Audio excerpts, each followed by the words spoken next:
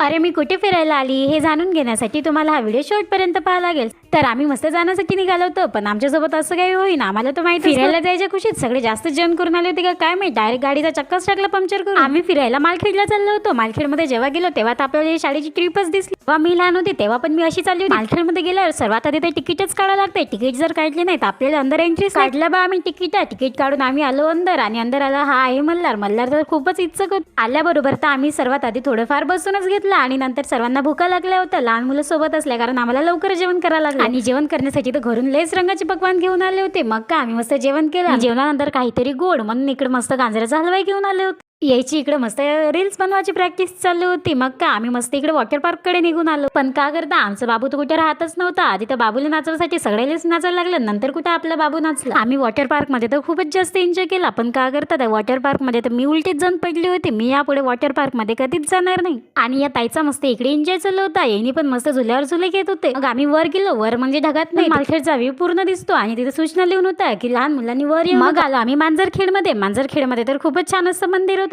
मग आम्ही मस्त शिव मंदिरमध्ये दर्शन करायला गेलो. दर्शन करायला गेल्यावरही आपले व्हिडिओ काढणं तर काही बंदच नव्हते. आपले व्हिडिओ काढणं चालूच होते. आणि इकडे मस्त यांचं देवदर्शन चालू होतं. आणि मांजरखेड मी पहिली बारच पाहत होती. ते असते ना मुलींचं सर्व सरते पण फोटो काढणं कधी सरत नाही. हा एक्सपिरियन्स मी काल घेतला. असं वाटलं मग आपला व्हिडिओ कमेंट करून नक्की सांगा. आपल्या जर चॅनलला नवीन असाल तर आताच फॉलो करून घ्या. पुन्हा भेटू नेक्स्ट व्हिडिओमध्ये. तोपर्यंत बाय.